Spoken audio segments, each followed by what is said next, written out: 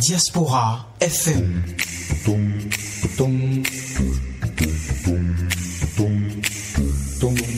Diaspora FM, en direct de la Fondation Espace Afrique Civre de Glodibi, c'est le pied. Le point 7. Le point 7. Votre émission de décryptage de l'actualité nationale et internationale sur Diaspora FM 102.3. Ishola Djigui, bonjour. Bonjour Peggy Ludovic Dagba, je salue tout particulièrement les auditeurs, ceux qui nous suivent actuellement et ceux qui nous prendraient éventuellement au vol. C'est un véritable plaisir d'être encore là pour décortiquer l'actualité nationale. Merci d'être avec nous. Julien Kitty, malgré votre quinte de voix, je vous salue. Avec beaucoup de plaisir, je vous retrouve. Avec beaucoup de plaisir et différence pour les hauts faits dont vous êtes auteur dans la quête d'éclairage au profit de la population à travers cette émission, cette belle émission Point 7. Donc, je vous fais une grande déférence et puis des salutations distinguées. Je salue également les auditeurs et les auditrices sans qui cette émission n'aurait pas de valeur. Et puis bon voilà, plaisir de vous retrouver dans cette famille, comme j'ai l'habitude de le dire. Point 7, c'est désormais une famille. Voilà. C'est désormais une famille et la date d'aujourd'hui, c'est le 23 février. Ça vous dit quelque chose? 23 février, et ça ne me dit pas quelque chose en dehors du fait que je pense que nous sommes, je crois que nous sommes dans la période mythique de célébration de l'anniversaire du déroulement de la conférence nationale des forces vives de la nation de 1990. Super. Je pensais vous prendre à dépourvu, mais là, 19, vous portez bien votre nom.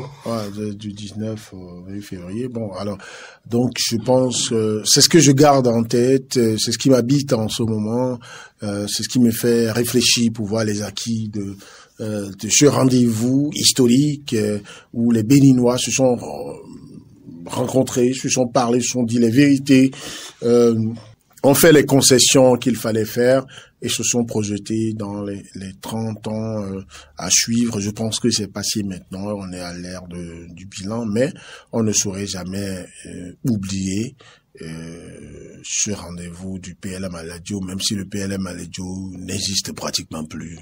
Voilà, mais c'est tout un autre débat. On le fera en son temps, si vous le voulez bien. Tout à fait.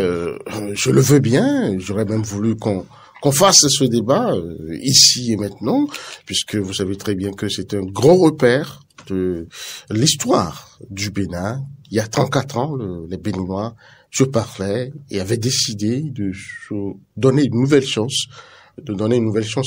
à notre vivre ensemble. Et ainsi naquit la démocratie qui nous gouverne jusque-là. Alors, 34 ans après, qu'est-ce qu'on peut dire de la démocratie béninoise, Ishola Djigui? Ce qu'il faut retenir sans exégèse, que la démocratie, aujourd'hui, la démocratie béninoise, j'allais dire aujourd'hui à la croisée des chemins, au regard d'un certain nombre de péripéties qui de plus en plus sape son image dans notre pays. Vous savez mieux que moi que sur le plan politique, il y a la mouvance et l'opposition qui se battent autour de cette question où l'opposition, à travers le parti Les Démocrates, ne cesse, n'est-ce pas, de plaider pour une nouvelle conférence nationale bis, si j'ai pu m'exprimer ainsi, parce que... Il parle beaucoup plus de dialogue national. Disons-le, c'est comme une conférence nationale bis, puisque c'est pour aller, n'est-ce pas, faire le point des acquis de la démocratie béninoise qui, de plus en plus, se retrouve dans une situation plus ou moins effarante. Et donc, à partir de ce moment-là, je crois que le dialogue national auquel, j'allais dire, l'actuel président du parti, les démocrates, appelle est de bon ton, cela est opportun, puisque il s'agit de la vie nationale. La question des acquis de la démocratie béninoise reste actuellement préoccupante et il va falloir que... Pourquoi c'est préoccupant? C'est préoccupant parce que il y a plusieurs pans de la démocratie béninoise, des acquis, j'allais dire, plusieurs pans des acquis de la démocratie béninoise, et pour ainsi dire, de cette éminente conférence nationale que beaucoup de pays, n'est-ce pas, ont voulu copier, que beaucoup de pays ont essayé et qui, malheureusement, ont échoué. Seul le Bénin, si ma mémoire est fidèle, a pu réussir avec brio cet événement. Et aujourd'hui, malheureusement, il y a plusieurs pans, n'est-ce pas, de ces acquis qui tombent de plus en plus. Et telle est la raison pour laquelle il va falloir se retrouver autour d'une table pour redéfinir les choses, pour savoir, n'est-ce pas, réorienter, n'est-ce pas, notre fusil d'épaule, pour savoir ce qu'il faut faire pour sauver les meubles, sauver ce qui est encore sauvable. Et donc, à partir de ce moment-là, je crois que l'appel de plus en plus persistant du Parti Les Démocrates, n'est-ce pas, est bienvenu. Et il va falloir que, de l'autre côté, le gouvernement puisse, n'est-ce pas, y déférer pour que les échéances électorales de 2026 puissent se passer, n'est-ce pas, se dérouler dans la paix, dans la concorde et dans la quiétude. Merci à vous, Ishola Djiguin. Julien Kiti, je me tourne vers vous. Est-ce que vous pensez comme Ishola Djiguin que, les acquis sont menacés? Bon, je ne parlerai pas en ces termes parce que depuis que nous abordions, nous étions à quelques encablures de la troisième décennie d'expérimenter des acquis de la conférence nationale et donc du renouveau démocratique. Il y avait un bilan à faire. Que la classe politique n'a pas su faire. Il y avait un bilan à faire que les acteurs institutionnels n'ont pas su faire. Ce qui fait que nous avons un régime qui est arrivé au pouvoir et qui a dit, mais écoutez, vous avez fait le renouveau démocratique, la politique, depuis même avant le régime de Patrice Talon, Boni Yayi avait commencé par le dire. Et d'ailleurs, Boni Yayi avait pris le pouvoir en arguant que, bon, après avoir fait le renouveau démocratique et politique, il faut faire maintenant le renouveau économique. Il faut donc une démocratie qui nourrit son homme, qui nourrit les peuples. Et toutes les fois que les gens ne voulaient jurer que par les libertés fondamentales, le gouvernement ou certains régimes, certains dirigeants se disaient mais ça ne suffit pas. Cela a amené Boni Yayi à traiter même la démocratie béninoise de démocratie Nescafé. D'accord? Et c'est lui qui a dit mais il faut désormais appliquer la dictature du développement. Je ne suis pas en train de le présenter comme quelqu'un qui est un assassin de la démocratie. Non. Je voyais déjà à travers ce qu'il disait qu'il y a nécessité d'interroger tout ce qui a été décidé en 1990 pour dire après 5 ans, est-ce que c'est exactement comme ça doit être? Après 10 ans, est-ce que c'est exactement? Mathieu Kérékou, avant Boni Yayi, avant de quitter le pouvoir, Mathieu Kérékou, chaque fois qu'on lui parlait de révision de la Constitution, pour revoir un certain nombre de choses, il disait quoi? Avec son ironie qui lui est propre, il disait non, mais la Constitution est taillée sur mesure, il faut que ça reste comme ça, il faut que tout le monde subisse. D'accord? Parce que, en 1990, quand on décidait de ça, eh bien, c'était un peu comme pour écarter un certain nombre de personnes, ou c'était pour que, quand ceux-là vont avoir un certain âge, ou ils vont être dans certaines circonstances, ils ne puissent plus avoir la possibilité, donc, de dire qu'ils veulent briguer la magistrature suprême. Bref, après ça, Boni Yayi. Boni Yayi, qui traite la démocratie de Nescafé, et il fait 2 mandats, il part. On fait pas le bilan. Moi, j'avais entendu, pendant que j'étais encore journaliste dans un quotidien qu'on appelait Le Républicain, j'ai eu un entretien avec l'ancien ministre et universitaire, aujourd'hui député, Victor Topanou, qui me disait, il fallait que la classe politique puisse donc faire un bilan pour savoir se préparer au triple défi de renouvellement, de rajeunissement et de recomposition de la classe politique. D'accord? Rajeunissement, renouvellement, recomposition de la classe politique. Mais après, ça n'a pas été fait. Je ne l'ai pas vu lui-même aussi actif dans ça. Et ça, on a été devant le fait accompli. Vous avez aujourd'hui une jeunesse politique qui se cherche, que les aînés traitent d'inapte ou d'inexpérimenté. Alors que cette jeunesse aurait bien pu être nourrie à la source des acquis de la démocratie. Et ça devrait permettre d'aller vers des mutations, d'évoluer. C'est-à-dire que c'est pas parce qu'en 1990 on a pris des décisions face à un contexte donné que ça ne peut pas évoluer après. La nature de notre démocratie, c'est pas parce que on avait fait quelque chose d'historique qui a été suivi par beaucoup d'autres pays en 1990 qu'on ne peut pas évoluer. Et donc rester là à dire les acquis ne sont pas ne sont pas frappés d'une rigidité qui empêche qu'il y ait des mutations. Mais si on n'est pas préparé à ces mutations et que c'est un homme qui vient et pense les mutations à sa manière et que vous n'êtes pas préparé pour faire le bilan vous-même, pour faire la mue, et puis évidemment vous allez trouver qu'il est en train de donner des coups de boutoir à ces acquis-là. Et quand quand on quitte Patrice Boni Yayi, qui a parlé de démocratie Nescafé, c'est parce qu'il y a des choses qui le dérangeaient dedans. Il se disait, mais passons à autre chose. Et il se rend compte que la mentalité est juste accrochée à ce qui a été décidé en 1990. Ce qui le gênait le plus, c'était la trop grande liberté, alors, la liberté totale. Est-ce qu'on a pris le temps du citoyen? Est-ce que les acteurs politiques, les acteurs de la société civile, ils ont pris le temps, les corps constitués de la nation, est-ce qu'ils ont pris le temps de se dire, réfléchissons de 90 à tel nombre d'années, à une décennie, deux décennies, est-ce que nous devons penser les choses exactement de la même manière? On n'a pas réfléchi à ça. D'accord?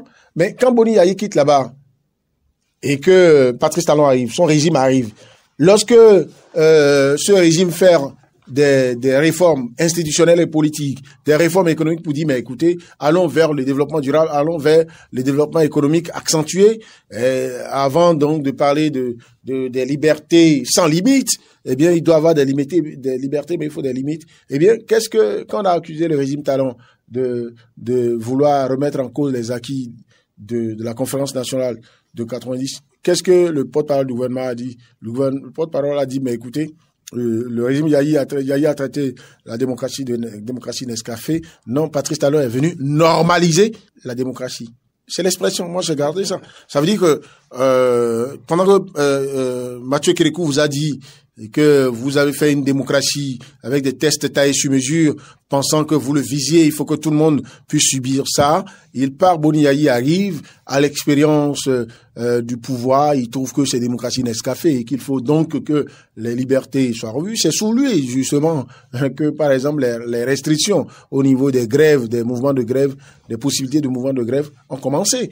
Donc, c'est pour vous dire que les gens ont commencé par se dire, il y a quelque chose qui dérange, mais le fait de n'avoir pas réfléchi en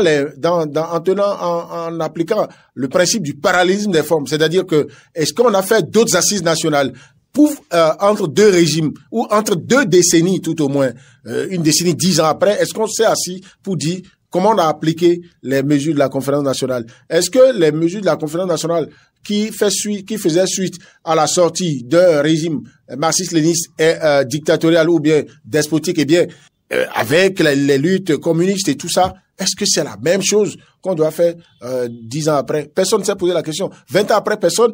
Et puis, bon, voilà, chaque régime arrive, décide de faire ce qu'il veut, selon ses connaissances, ses convictions.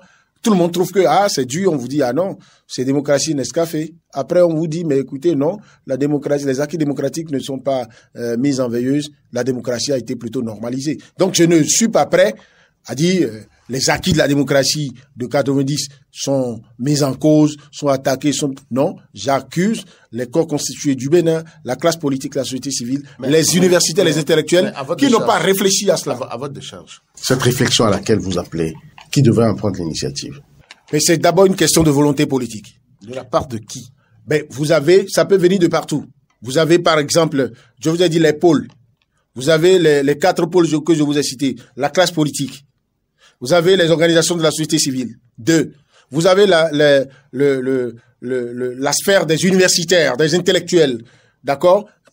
Qui devraient être les gardiens du temple. Vous savez, dans les grandes nations, lorsque les acteurs politiques, pour des intérêts politiques, de chapelles politiques, sont là à faire des guerres d'épiciers, sont là à faire des guerres d'intérêts, à faire économie de vérité, ou à tordre le cou à un certain nombre de vérités, eh bien, les gardiens du temple pour que la nation reste, ce sont les universitaires, ce sont les intellectuels, ce sont ceux-là qui sont détenteurs et dépositaires du savoir scientifique. Parce que la démocratie est le fruit de réflexion sur la base de savoir scientifique. Il y a eu des gens, des politistes, des politologues, des spécialistes de Sciences Po qui ont dit, ben voilà, au regard d'un certain nombre de choses qu'on a observées, la démocratie, on va appeler ça démocratie, et ça va être caractérisé par telle ou telle chose. Comme le marxisme-léninisme a été caractérisé par quelque chose, comme le communisme a été caractérisé par quelque chose. Et puis, lorsque vous avez été pionnier d'une initiative qui a fait tache d'huile, c'est quand même après le Bénin que le Togo a tenté une conférence nationale, même si entre-temps, Eyadema n'a pas eu suffisamment de couilles comme Mathieu Kérékou pour avoir suffisamment de capacité de résilience, de capacité de maîtrise de soi pour pouvoir, tout en étant ferme comme un bon général, dire quand même que les décisions de la conférence sont souveraines. C'est quand même après le Bénin que le Niger a tenté de le faire, même si après ça a été suivi d'une série de coups d'État. C'est quand même après le Bénin que quelque chose a été tenté dans les 2 Congos. Et vous en avez eu ailleurs également. Donc, c'est pour dire que le Bénin était regardé comme le laboratoire de la démocratie. Mais qu'est-ce qui a changé entre-temps? Un laboratoire. Pour qu'il quitte quelle est la caractéristique d'un laboratoire? C'est de réfléchir, d'interroger les résultats des recherches, de remettre en cause un certain nombre de choses pour faire évoluer la science. Lorsque le laboratoire cesse de fonctionner, d'accord? Qu'est-ce qui se passe? Les résultats des recherches déjà sorties de ce laboratoire sont exploités par d'autres personnes qui ne sont peut-être pas... Oui, mais Julien Kiti, vous ne répondez pas à ma question. Qui en prend l'initiative? Je vous ai dit les pôles. Je vous ai dit, l'initiative peut être prise par donc le pouvoir politique d'État, donc un gouvernement, un chef d'État, un gouvernement et tout. Ça peut être les acteurs de la société civile, ça peut être les universitaires, donc les intellectuels, comme ça peut venir du peuple lui-même directement. Je veux parler, si par exemple votre corporation de journalistes, vous dites que vous vous entendez pour dire que par exemple, eh bien, ça fait 20 ans que nous sommes en train de pratiquer les résolutions de la Conférence nationale des forces vives de la nation. Il faut évaluer. Vous avez suffisamment, vous n'êtes pas 4e pouvoir pour la forme. Vous pouvez impulser ça. Mais chacun est resté dans les routines à continuer jusqu'à ce qu'on a été soumis. Apparemment, vous taisez l'ambiance. Je fais quoi? Vous taisez l'ambiance. Vous ne prenez pas en compte la réalité de ces moments, de ces temps-ci, où pratiquement tout le monde semble, donner dans le silence. Mais vous savez, c'est dans votre position de journaliste, de présentateur de l'émission, qui pose des questions en relayant parfois les appréhensions de la population que vous dites ça. Sinon, vous, pour ce que je sais de vous, vous n'allez pas me poser cette question. Pourquoi? Oui, parce qu'elle est tout aussi vicieuse que le comportement de toutes ces composantes de la nation que j'ai citées et qui ont commis le crime de ne pas pouvoir prendre leurs responsabilités devant l'histoire. Parce que, qu'on s'en en vienne à cette situation où tout le monde devient silencieux, personne ne veut, c'est moi qui vais parler, mais vous avez quelqu'un comme Ishola qui vient de dire... C'est de ça que je parle justement. Non, mais vous avez... je veux me féliciter d'abord de ce que il y a des gens, tout le monde n'est pas devenu comme ça. Si vous m'avez posé cette genre de questions aujourd'hui, c'est parce que Ishola a parlé pour dire il y a des acquis qui sont remis en cause. Et il a démontré. Et il aura encore des arguments pour démontrer. Et moi, j'ai fait l'option de dire je préfère ne pas parler en ces termes et aller interroger d'où on a trébuché au lieu de chercher où on est tombé. Maintenant, quand vous dites que je ne prends pas en compte la réalité d'aujourd'hui, la réalité d'aujourd'hui n'est que le fruit de l'absence d'évaluation, de points d'étape. C'est connu universellement, s'il vous plaît. Même dans votre vie, votre propre vie, quand vous ne savez pas vous arrêter après une décennie, 10 ans dans votre vie, vous vous arrêtez. Vous vous dites, mais les résolutions que j'ai prises il y a 10 ans, bon, ok, pendant que vous prenez des résolutions dans votre propre famille, avec votre femme et vos enfants, il y a 10 ans, l'enfant qui avait 5 ans, 10 ans après, il a quel âge? Il a 15 ans. Il pense de la même manière? Il a les mêmes besoins? Est-ce que votre hégémonie dans le foyer, là, en ce moment, quand vous dites pi, on dit pan, est-ce que c'est la même chose? Parce que l'enfant de 15 ans va commencer par vous dire, ah, mais papa, moi, je pense que. Ça veut dire qu'une évaluation s'impose. Les enfants qui sont nés en 1990, 20 ans après, ils ont l'âge de voter. Il y en a qui sont à l'université. Parce que les enfants prennent aujourd'hui le bac à 16 ans. À 16 ans, 17 ans. 17 Mais ans. donc, est-ce qu'on doit continuer à réfléchir de la même manière en ce moment? Maintenant, celui qui prend le pouvoir, qui s'appelle Yahi Boni, qui s'appelle Patrice Talon, puisqu'il n'y a aucune évaluation, il n'y a aucun rapport d'évaluation, la démocratie, là, il n'y a aucun rapport d'évaluation par les pairs, par les gens qui ont fait cette conférence-là. Patrice Talon, Yahi Boni et tous ceux qui vont venir au pouvoir, ils prennent, ils disent, voici comment nous on a compris la démocratie. Mais pourquoi ils ne On provoquent pas, l'applique. pourquoi eux, ils ne provoquent pas cette évaluation que vous appelez? Mais ceux que je cite là, je ne cite que des individuels. Ouais, non, ça c'est des entités que vous citez. Mais je cite des individus Mais qui ont l'action, incarné des institutions. la décision doit venir d'un individu. Là, ce que je comprends pas, le temps que vous donnez la parole là, je vous ai cité les 4 pôles. Quand je parle du gouvernement là, qui est chef du gouvernement? Ben voilà. Et quand je cite 3 autres pôles, c'est pour dire si le gouvernement, le chef de l'État n'a pas fait. Vous savez si ça arrange le chef de l'État de provoquer ça? Je ne sais pas. Je parle de n'importe quoi, mais c'est lui. Donc on fait ce qui peut vous arranger. Mais écoutez, un dirigeant, quand il pense les choses de telle manière, il pense que comme ça le pays va avancer, il applique comme ça jusqu'au jour où quelqu'un lui démontre le contraire. Guy Ludovic Dagba, je veux être clair. Oui, allez-y. Vous connaissez ma religion en la matière. D'accord? Nous avons laissé suppurer la situation. N'est-ce pas? Jusqu'à présent.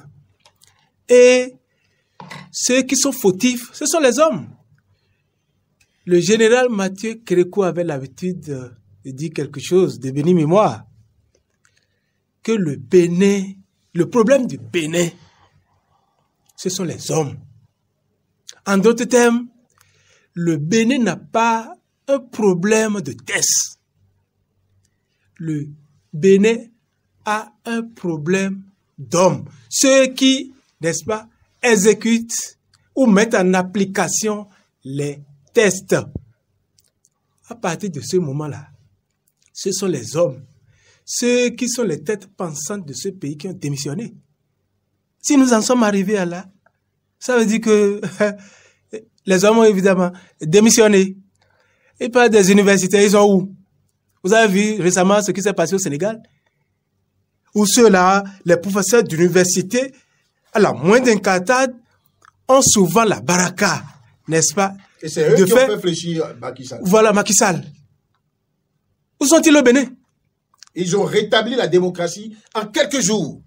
Parce que Macky Sall s'est permis de décider des choses en pensant qu'il s'est trouvé tel professeur de philosophie d'origine sénégalaise qui se trouve aux États-Unis, tel autre intellectuel, tel avocat émérite et tout, et qui ont signé des pétitions pour dire vous devez faire comme ça. Et ils ont dit au Conseil constitutionnel, allez-y, jouez votre rôle. Qu'est-ce qui s'est passé? C'est cela.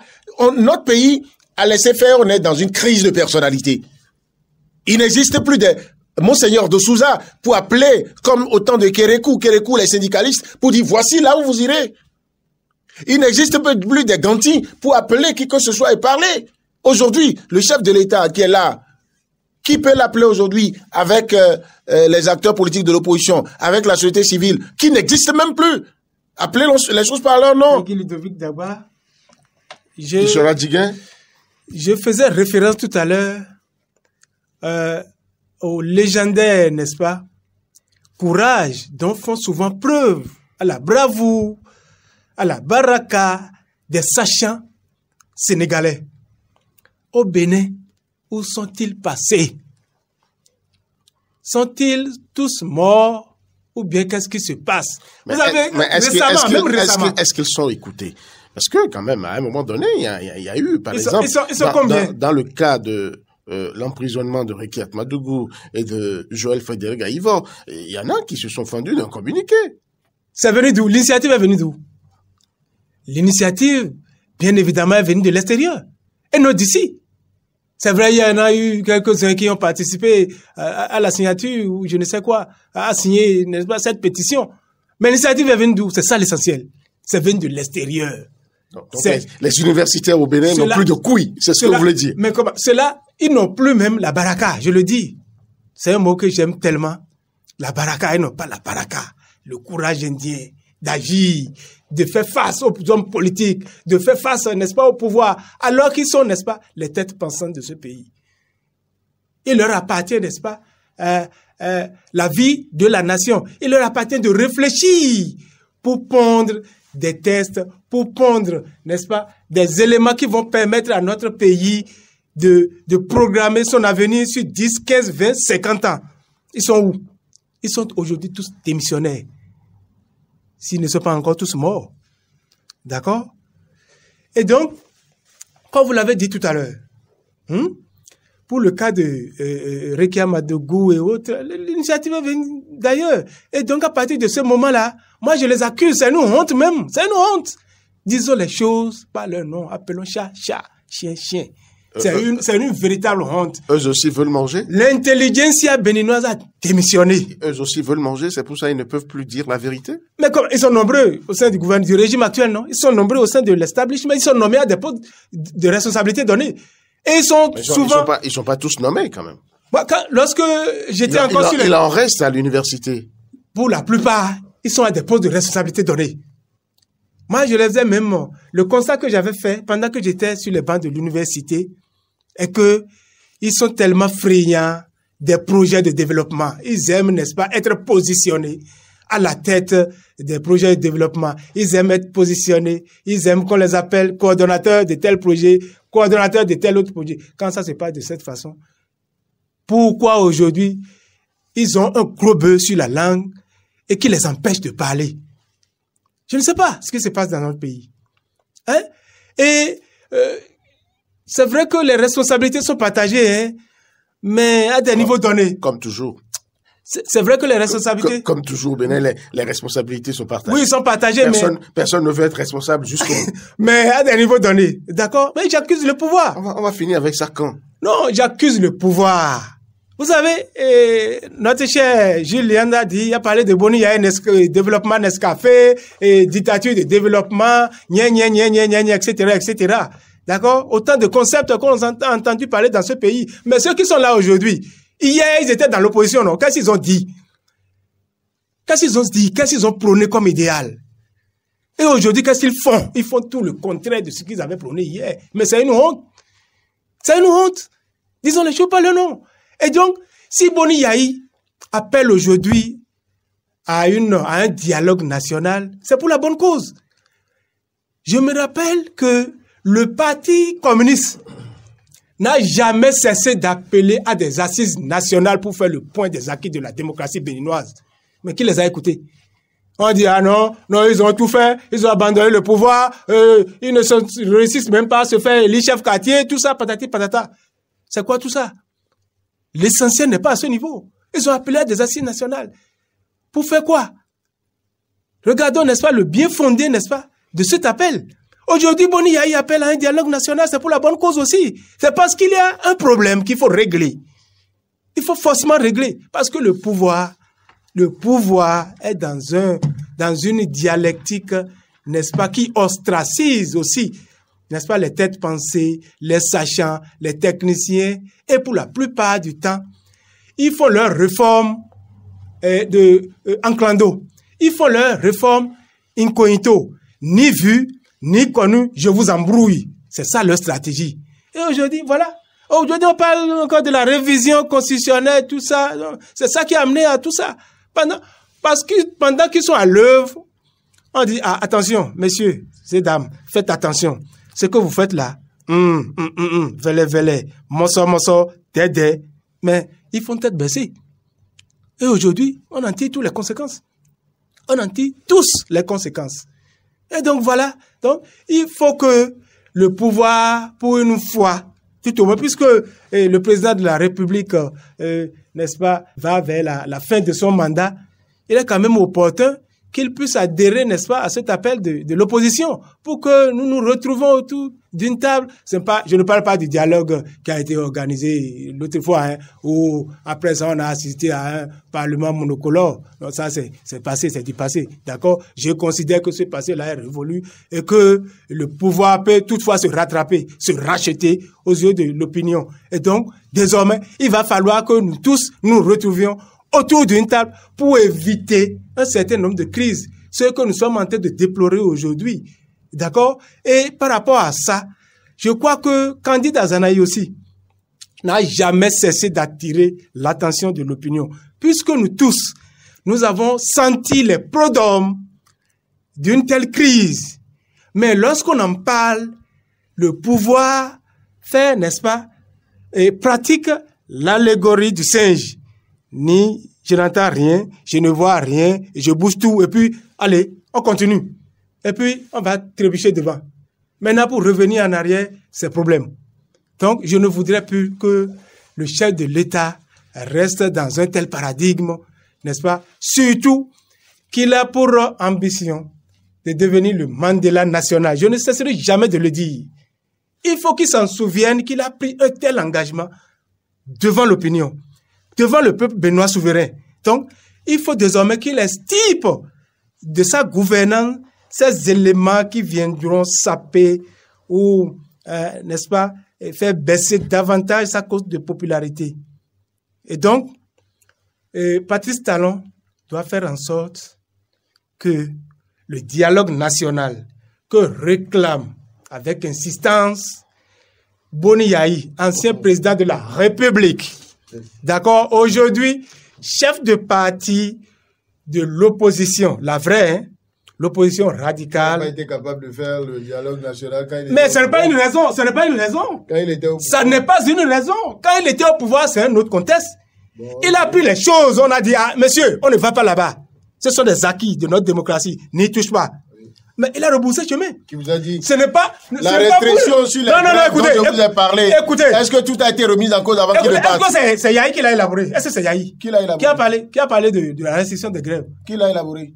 C'est même étouffement, c'est pas restriction. Non, non, non. Il n'y a pas de grève. Non. Ne me dites pas que sous Yahi. Non, calmons-nous. On va mieux se comprendre. C'est pas une affaire. Non, on n'a pas besoin de vous suffire. On n'a pas dit non. Non. Dites-moi que sous Yahi, sous le régime Yahi, oui, les grèves là. Oui. Il n'y a pas eu tout de restrictions dans aucun secteur. Dans quel secteur? Exemple. Le secteur des forces de défense et de sécurité. Non, ça là, c'est un secteur particulier. Mais attendez. Non, on parle de défense et de sécurité. Oui. Même la dame qui est au marché, c'est un tourisme. Pourquoi en 1990? Même la dame qui est au marché de Passé. Vous savez tout ce qui s'est passé la fois dernière où on a tambouriné, j'allais dire, excusez du peu, tambouriné sur la toile que le général Fruitier aurait été mis en résidence surveillée. Vous savez tout ce qui s'est passé après. Ceux qui ont, n'est-ce pas, donné cette fausse information, mais au moins 4 parmi eux sont aujourd'hui sous les géoles. Oui, ils ont été arrêtés, ils ont été appréhendés. On dit la même chose. Ah, mais là, ça veut dire que c'est un secteur sensible. Mais on arrête la défense et la sécurité. Mais quand il parle de grève, non, à ce niveau-là, on ne peut pas parler de grève. Non, l'exemple que vous donnez n'a absolument rien à voir avec... Non, c'est toi qui as parlé de défense et de sécurité. J'ai dit à ce niveau-là, oui. À ce niveau-là, on ne peut pas comparer le secteur de la défense, n'est-ce pas, de la sécurité aux autres secteurs. Ça veut dire on a parlé de restriction de grève. Oui. Et maintenant, tu dis, Yahi Boni a fait ci, mais donne un exemple. Maintenant, tu parles de défense et de sécurité, force de défense. Non, à ce niveau-là, le contexte est différent. C'est pas la même chose. Il y a eu le cas quand même. Il n'y a aucun scandale à ce niveau. Ishola Diguin, il y a quand même eu le cas des douaniers qui ont vu là encore leur droit de grève sensiblement touché. C'est un secteur spécifique. C'est pas la sécurité. Sous Yahi. C'est pas la sécurité. C'est pas la sécurité. Quand on parle du haut commandement militaire, les douaniers n'y figurent pas. Dites-moi. Avec qui le régime Yahi s'est assis pour que, comme en 90, on n'avait pas décidé de restreindre les droits de grève de ces agents-là de l'État dans ces secteurs-là, avec qui Yahi Boni s'est assis pour restreindre ça? Parce que le débat, c'est de savoir pourquoi ce qui est acquis en 1990, est-ce qu'on a fait le bilan pour décider ensemble ce qu'on restreint et ce qu'on laisse avancer? Mais là, vous êtes en train de quitter ce débat. C'est pour dire que sous Yahi, ce que moi j'ai dit, là où je trouve ma cohérence, j'ai dit que sous Yahi, il y a eu un début de restriction dans plusieurs secteurs. Non, tu parles de début. Tu avais parlé de restriction, maintenant tu parles de début. Non, ne jouons pas avec les mots. D'accord. Je suis formel. Là-bas, c'est la sécurité, la défense, on sait que c'est un secteur véritablement sensible. Et on ne peut pas comparer le milieu de la défense. Donc on n'a pas besoin on n'a pas besoin de concertation pour ça. Non, on n'a pas besoin de concertation pour ça. On n'y va pas. Point. Mais la sécurité, la défense. Et donc, le régime actuel aussi a estimé que, en dehors de ces secteurs, il y a d'autres secteurs où il n'a pas besoin de consulter qui que ce soit avant de restreindre. Mais cela n'engage que lui, tout simplement. Mais de quoi vous vous plaignez alors? Ça n'engage que lui. Vous plaignez de quoi alors? Moi, je dis. C'est pas eux, sans que votre problème, c'est de dire, moi, il y a à réclamer, il faut donner. Je reste droit dans mes bottes. Et je ne le dirai jamais assez. Je signe, je persiste, d'accord? Je signe pour dire que, aujourd'hui, plusieurs pans, n'est-ce pas, des acquis de la démocratie sont tombés. Et c'est. Exemple. Telle est la raison. Mais la liberté. Et c'est sur ça qu'on ne s'entend pas. C'est la liberté. La suppression de droits de grève. Comment dire, réduit sensiblement le droit de grève au Bénin. Vous parlez de réduction. À mon niveau, je ne parle pas de réduction. Oui. Vous parlez de quoi? Moi, je parle d'étouffement. On a empêché. C'est bien malin. Non, laissez-moi parler. Laissez-moi parler. Ça vous...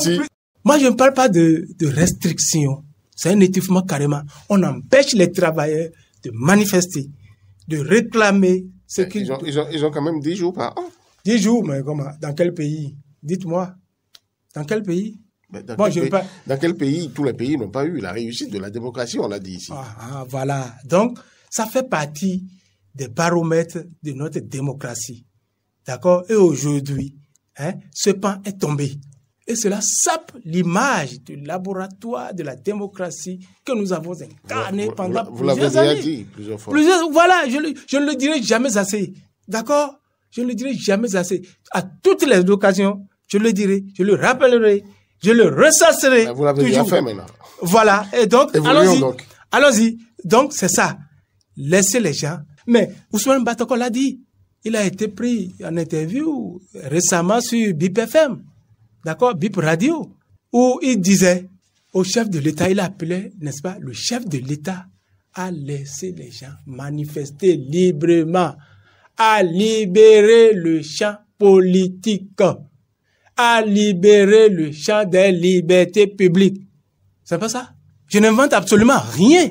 Donc, à partir de ce moment-là, il va falloir que chacun en prenne conscience, que chacun, n'est-ce pas, puisse prendre pleinement la mesure de l'enjeu pour pouvoir faire avancer le schmilblick au sein de la République, plutôt que de se recroqueviller là, à dire non, le pouvoir, parce que on veut jouer au bonimenteur, on veut jouer au zélateur, on veut jouer au laquais du pouvoir, et etc.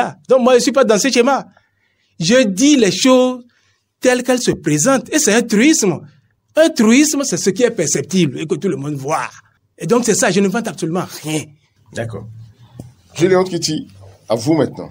Je n'ai pas vocation à faire un débat dans lequel je dis quelque chose et son contraire. Je n'ai pas vocation à faire un débat où je sors de la ligne du débat et je ne suis même pas capable de reconnaître, d'accord, le fait que le droit que je me donne d'attaquer un pan, d'accord, de responsabilité qui doit être imputé à une partie des acteurs et refusé qu'on en impute à une autre.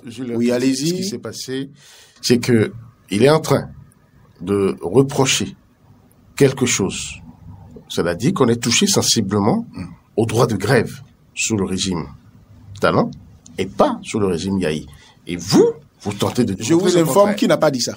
Parce que c'est la preuve qui vous a embrouillé. Parce que lui, il a dit. Où est la preuve de ce que vous dites? Non, je vais vous expliquer. Allons-y. Vous dites, si j'ai mal compris, vous allez me dire. Oui. Vous dites qu'il est en train de dire qu'on a touché sensiblement au droit de grève sous, entre autres libertés, sous le régime Talon et pas sous le lui n'a pas dit que ça n'a pas existé il n'a pas pu démontrer que ça n'a pas existé sous le régime Yahi. Il a dit ça a existé, mais les secteurs, selon lui, les secteurs dans lesquels ça a été fait là, Non, on peut faire ça sans concerter. Oui, c'est de droit. Non, c'est pas la même chose que ce que vous dites. Puisque c'est la question, comment vous dites ça? C'est la question sécuritaire. Mais Yahi Boni est venu au pouvoir quand? En 2006. En 1990 et 2006. Il y a combien d'années? Pourquoi en 90? Puisque le débat qu'on est en train de faire, concédez-moi que le débat qu'on est en train de faire, c'est autour des acquis de 1990. À nos jours. Mais maintenant, de 1990, et moi j'ai indexé le fait qu'on n'a pas fait le bilan d'étape chaque fois. Oui. De 1990 à 2006, il y a eu quand même du temps. Est-ce qu'en 1990, on a dit que... Il y a eu 16 ans. Est-ce qu'on a dit que, 16 ans avant, est-ce qu'on a dit que dans le secteur de la sécurité, de la défense, non, il faut restreindre en même temps. Le fait qu'on ne l'ait pas fait en 1990 et que en 2006, un dirigeant au pouvoir l'ait fait parce que lui, il a estimé qu'il faut le faire et sans concerter les autres forces vives de la nation, me conforte dans la position que parce que les acteurs, les composantes que je vous ai citées, les 4 composantes principales que je vous ai citées, n'ont pas su prendre l'initiative de se concerter pour que quiconque vient au pouvoir en tant que président puisse rentrer dans ces moules-là. Et que ce soit la nation qui ait décidé, au lieu qu'il lui soit imputé comme lui, il estime que ce que Yahi a fait, et c'est là où le débat est biaisé. Le débat, ce n'est pas le débat de Yahi, ce n'est pas le débat de Patrice Talon. Alors, Juliette Kitty, à l'entame de cette émission, vous parliez quand même, vous regrettiez le fait que le lieu mythique qui aura abrité la conférence nationale soit aujourd'hui laissé dans un état de décrépitude avancée.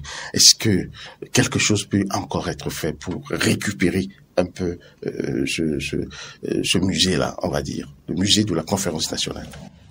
Alors, je précise quelque chose. Dans votre émission, j'ai jamais dit au début de l'émission que ce lieu mythique est dans un état de décrépitude avancé. Je ne l'ai pas vu. Je l'ai visité il y a très longtemps. Je sais dans quel état il se trouve. Donc, je voudrais rectifier ça d'abord. Et j'ai dit, même si le PLM à Lédio n'existe plus aujourd'hui, l'information que j'ai et qui est vraie, c'est que le PLM à Lédio, tel que c'était, on a fait conférence nationale. Si je retourne là aujourd'hui, je ne le trouverai pas dans cet état appelé comme tel avec le même bâtiment qui est là et tout. Voilà. Ça, j'ai de sources crédibles, j'ai eu ces informations-là. Mais qu'est-ce qu'on en a fait aujourd'hui? Il faut que j'aille à Papa pour aller visiter, pour savoir si c'est en situation de décrépitude, parce qu'il y a beaucoup de chantiers dans le pays. Peut-être qu'on a lancé des chantiers à ce niveau aussi. Je ne sais pas. Et ce que je ne sais pas, je ne peux pas le dire. Alors, soit. Bon, voilà. Donc, maintenant, si quelque chose peut être fait, mon souhait s'arrête à cette envie que la volonté politique aide à ce que, quand même, l'histoire soit racontée par également ces lieux. Tu vois, il y a aujourd'hui, quand vous prenez le fait pas parallélisme, le jardin de Mathieu, d'accord? On a dit le jardin de Mathieu, c'est là où était restée la résidence de l'ancien président Mathieu Kérékou. Quand on me dit jardin de Mathieu, tout au moins pour moi qui connais l'histoire, je me dis ça renvoie, en tout cas c'est comme ça sonne dans ma tête, ça renvoie à l'ancien président Mathieu Kérékou. Ça veut dire quoi? Même si on a rasé la résidence qui est là, on a laissé quelque chose qui me renvoie encore à cette histoire, parce que tout au moins mon enfant, si je lui dis ça s'appelle jardin de Mathieu, il me dira c'est qui Mathieu là, d'accord? Et j'aurai l'occasion de lui dire c'est en référence au président Mathieu Kérékou, qui a été ancien président, qui avait eu sa résidence ici. PLM à Lédio, où le lieu mythique où on a fait la conférence nationale des forces vives de la nation, eh bien, si on peut faire quelque chose là, qui renvoie à ça aussi, pourquoi pas, je dis n'importe quoi, si on fait un bâtiment aux allures touristiques, mais on fait peut-être une bibliothèque dedans ou un musée où on vient exposer les rapports de la conférence, ce rapport lu avec maestria par un certain Albert Tivouedire, et puis quoi, les images, même qu'on déplace certaines images de l'ORTB, d'autres structures d'État, pour les déposer là, et que il y a des spécialistes de la conservation de ces choses-là, et que des élèves, des étudiants, ou des touristes, des étrangers, des chercheurs qui veulent savoir ce qui s'est passé en 1990, ils vont là-bas et puis on le fait. Derrière ça, comme le gouvernement actuel sait le faire, bon, des projets novateurs pour que ça ne soit pas simplement une vieille bibliothèque qui soit là et que personne ne consulte, ou un musée. Encore que les musées sous nos tropiques ici, on a du travail à faire pour que ce soit des lieux d'attraction. Alors, si autour de cette grande bibliothèque, on peut faire ce musée qui ne dit pas son nom, qu'on peut faire, si on peut créer des aires de jeu, si on peut créer, pourquoi pas, des espaces de conférences, de colloques entre historiens, entre politistes, politologues et tout ce que vous voulez, mais voilà, pourquoi pas. Voilà ce que je peux dire. D'accord. Ishola Djigan, vous pensez comme Julien Kitty? Non, je me souviens, si ma mémoire est bonne, que entre-temps, j'ai entendu dire que le gouvernement envisagerait, n'est-ce pas, d'y construire, n'est-ce pas, un musée, et que le bâtiment, l'ancien bâtiment serait rasé et qu'il laissera, n'est-ce pas, place à un musée.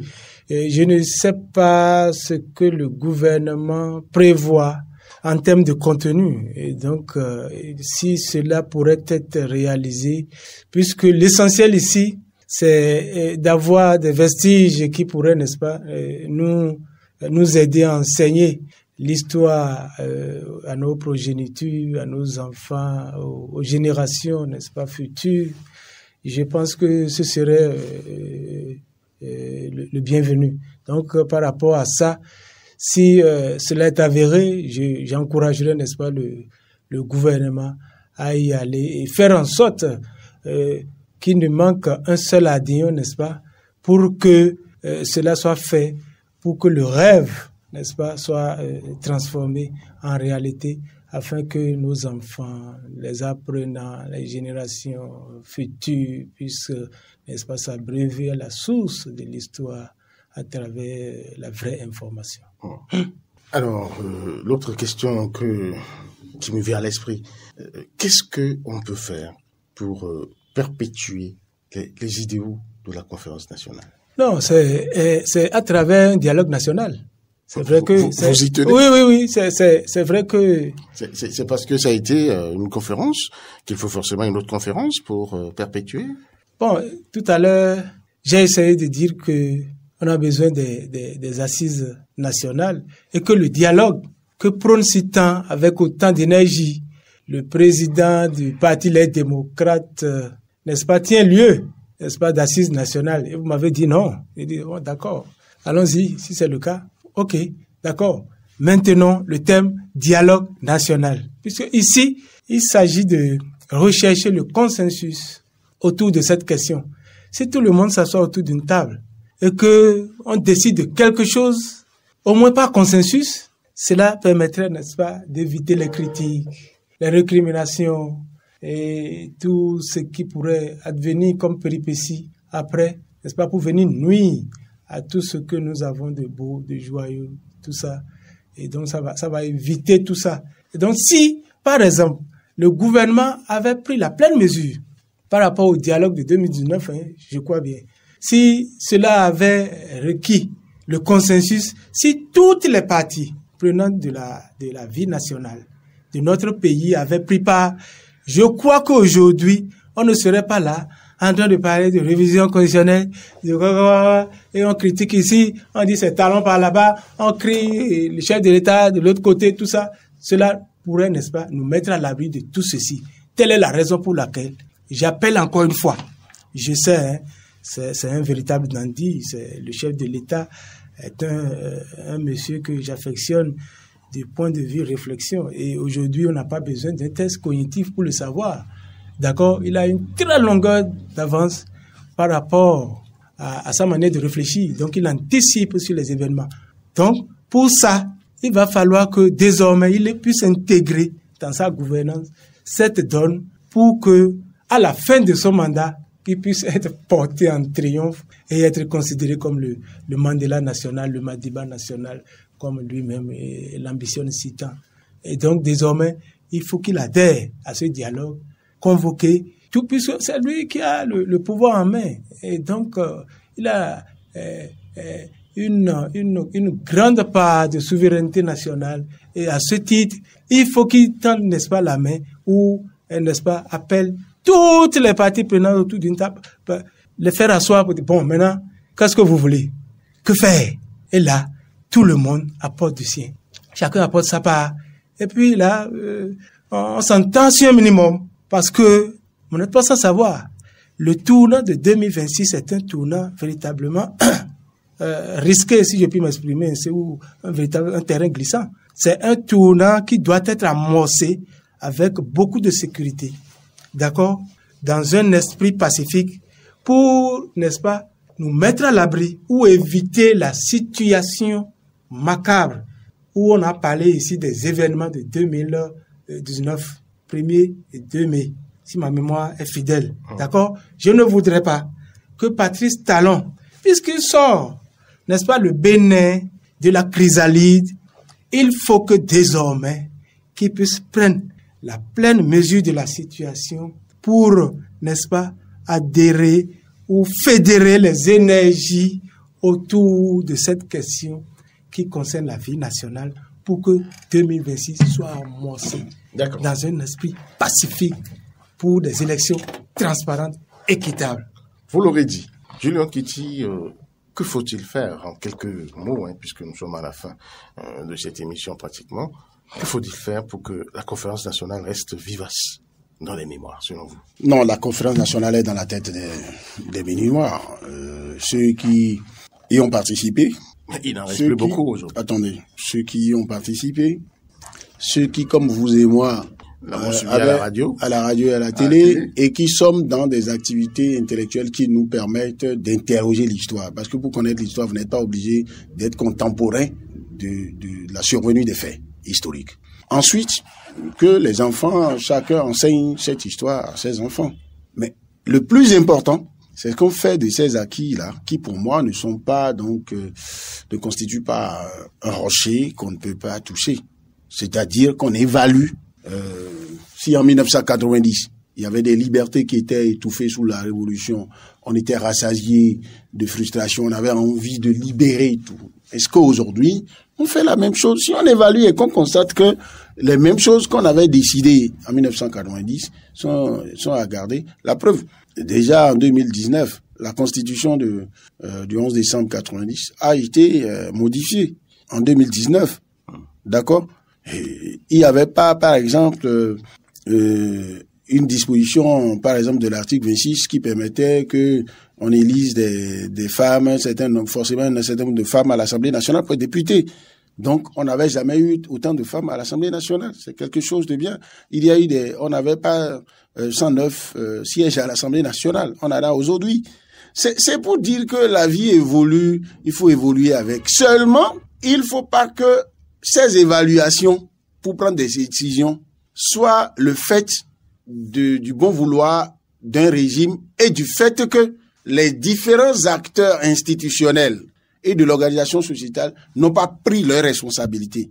Vous voyez, si le débat de dialogue national et d'assises nationales se résume à une revendication d'un chef de parti à un pouvoir en place, quand, tu vois, on sera là jusqu'en 2026, quand on va changer de pouvoir, un autre régime va s'installer, ceux qui seront dans l'opposition vont dire convoque dialogue national parce que nous pensons que tu violes les libertés. C'est biaisé. Il faut que ça devienne comme quelque chose de naturel que, quels que soient les régimes, on trouvera un format pour qu'il y ait suffisamment de concertation. Quand vous prenez par exemple le cas du chef de file de l'opposition, le régime actuel a eu le mérite de dire oui, il faut activer ça. Quel est le rôle du chef de file de l'opposition?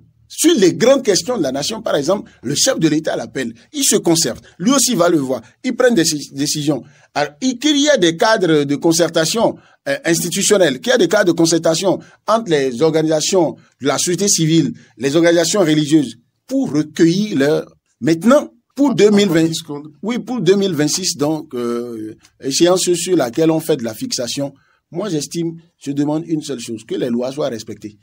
Si la Cour constitutionnelle a pris une décision pour faire injonction pour dire corriger le code électoral pour qu'on n'ait pas de problème, par exemple, d'égalité, de légalité, de légitimité, corriger ça. On va aux élections, celui qui gagne est déclaré Donc, ce n'est pas les assises nationales qu'on ferait maintenant, spécifiquement par rapport à ça qui permettrait qu'en 2026, on aurait la paix. Tant que les hommes ne seraient pas prêts pour la paix, on peut changer les lois, on peut changer les dispositions, il n'y aura pas la paix. Parce qu'on peut avoir les meilleures lois, les meilleures dispositions légales.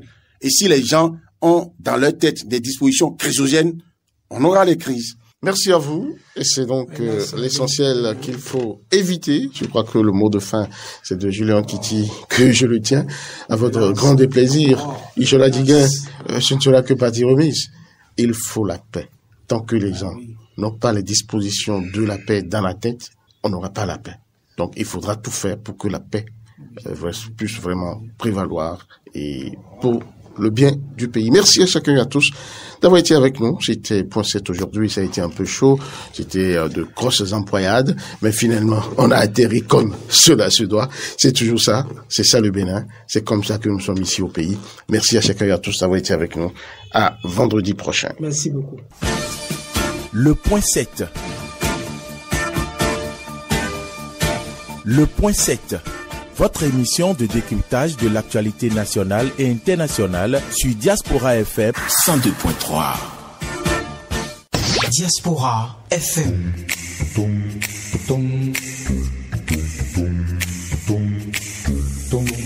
Diaspora FM, en direct de la Fondation Espace Afrique Civre de Glody Bibi, c'est le pays.